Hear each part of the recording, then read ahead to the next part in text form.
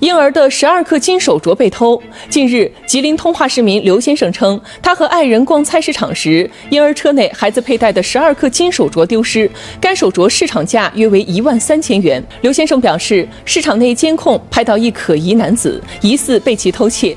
事发后，他向公安机关报了案。记者从通化市公安局东昌区分局了解到，该案件已于10月5号告破，嫌疑人已被抓获。